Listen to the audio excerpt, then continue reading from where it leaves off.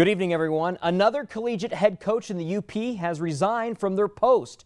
This time it is Dominique Yoder, the NMU head volleyball coach, who announced he was leaving this evening. Yoder has spent the last 10 seasons with the Wildcats and compiled a 191-117 record. There is no word yet on where Yoder is heading or why he has chosen to resign. Well, after Tom Curley's retirement yesterday, Michigan Tech named their 16th head coach in the school's history today.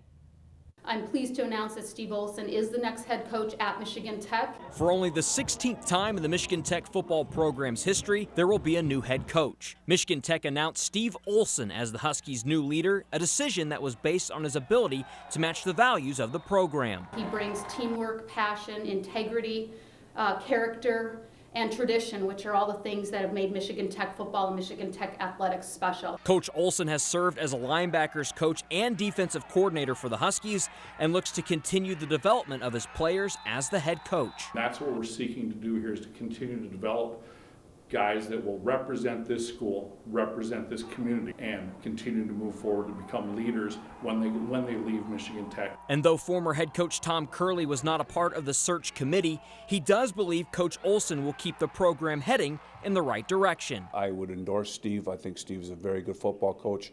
I think that'll keep some continuity. I think we have good coaches on the staff. The goals, the expectations here are high. The Huskies finished 4-6 this season and will look to get back to a winning record with Coach Olson in 2017. Marquette Senior High School held a national letter of intent signing ceremony this afternoon for two athletes who will continue their careers in 2017.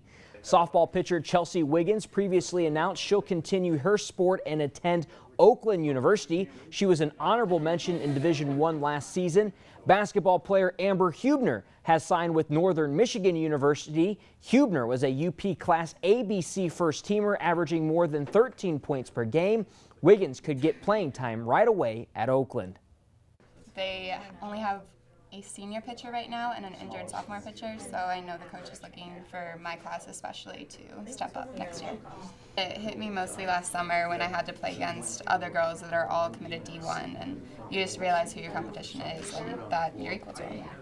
And it feels great coming from the UP that I can go D1 and that I can represent from the Upper Peninsula. Well, I've been watching Northern play ever since I was in about 3rd grade, and being a hometown kid, it's really an honor to be able to play for the program that I've been watching growing up. Also, I'll be reunited with my former teammate Therese Leedy, so that'll be really cool to be playing with her again after playing together for 6 years. The NMU women's basketball team is off to a good start with 2 wins over the weekend. It will be fun to see where Huebner and Leedy fit into the Wildcats' plans. Also, Iron Mountain's Carson Wonders signed with Northern Michigan men's basketball team today as well. Well, as the Division II college football regular season comes to a close, the Michigan Tech Huskies and the GLIAC announced that Travis Tidwell is the freshman of the year. Tidwell recorded 4 interceptions, which was the team high and tied for 3rd in the GLIAC.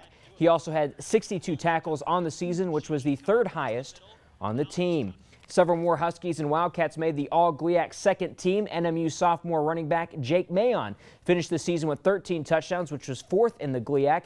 MTU senior receiver David Walter and NMU senior receiver Paris Woods also received second team honors. Michigan Tech defensive lineman Cody Goldsworthy of Lawrence and senior linebacker Ben Tachin made the list as well. Northern Michigan also had both their kicker and punter on the second team list. Senior kicker Tyler Blackburn kicked a 55-yard field goal, which was a tie for the 2nd longest in the NCAA. Marquette's Alex Shermanall and Gladstone's Jared Vuxen received honorable mentions for their respective teams as well. Entering today, only 2 Upper Peninsula volleyball teams remained in the state tournament. One of those teams is the Calumet Copper Kings, and they were in Charlevoix today to face off with the Traverse City St. Francis Gladiators. Traverse City St. Francis was looking for a repeat trip if they can get Calumet again in Class C. Down 1 game early, Molly Mirabelli's ace highlights an impressive Game 2 victory for Traverse City St. Francis. They evened things up, but the Copper Kings, they didn't let that long trip bother them. Kelsey Tikkanen spiked, gets through the defense there, and that's a 28-26 win in Game 3. And then they continued the impressive play. How about Haley Wickstrom with the left-handed smack into the far corner? And then check out Nina Anderson, just a little bit of a tip there, and that does it. That clinches the match for Calumet on that tip there. They win this one 3-1, ending another great season for St. Francis. Calumet does win this one. They face off with second-ranked Bronson on Thursday in the Class C semifinals. How about Class D?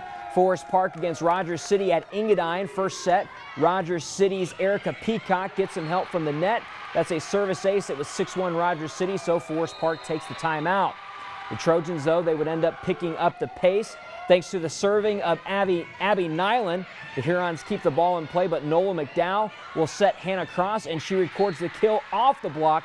Forest Park climbs within 21-19. Rogers City calls a timeout. Next point, Abby Nyland, another ace. Trojans within 1 point, and they tied it at 23. How about Rogers City's Sage Wagner? She sets Kayla Raybo for the cross-court kill. The Hurons would take the first set 25-23. And we jump to the second set now as Hurons get their top players going. Erica Peacock to sophomore Taylor Fleming, and yes, she is a big sophomore with a lot of power. That tied the set at 5. We jump ahead. Emily Fasten to Hannah Cross, over to Hannah Logan. Great placement on the line, and the Trojans, they lead this one 21-19. But Rogers City had set point when Taylor Honkala was a little wide with her kill attempt. The Hurons win the second set 26-24. Trojans came back to win the third set, but Rogers City wins the fourth match, and that ends up winning the match. The Hurons are heading to Battle Creek to meet Auburn Hills Oakland Christian in a semifinal Friday afternoon.